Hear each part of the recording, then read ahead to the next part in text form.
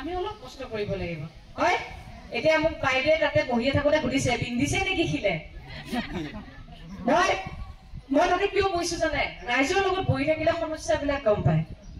মই ইয়াতেও বহি থাকিব পাৰিলো তাত বহাৰ কাৰণটো এইটো আছিলে মই তাত নিজেও বহিছো এই মহিলাখিনিয়ে বহুত কষ্টত বহি আছে আপোনালোকে জানে চকীত বহি আছে তো গম নাপায় এইটোৱে আমাৰ জনপ্ৰতিনিধিৰ কাম মই সমষ্টিত থাকিলেও মই ৰাইজৰ মাজত থাকো কি হৈছে মাজত থাকিলে গম পায় স্বয়ং ভগৱানেও দৌল উৎসৱত চাবচোন বা গোসাই ঘূৰাই নাযায়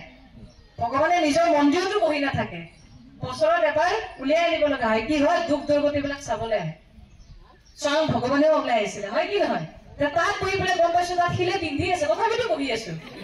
হয় নাই তাৰ মানে কি মই তাততো বাৰু অলপ সময় বহিছো আপোনালোকেতো বহি আছে তাৰ অৰ্থটো কি তাৰ মানে ৰাভানা কিমান ভাল পাই আহিছে প্ৰমাণ কৰিছে চোৱা আপুনি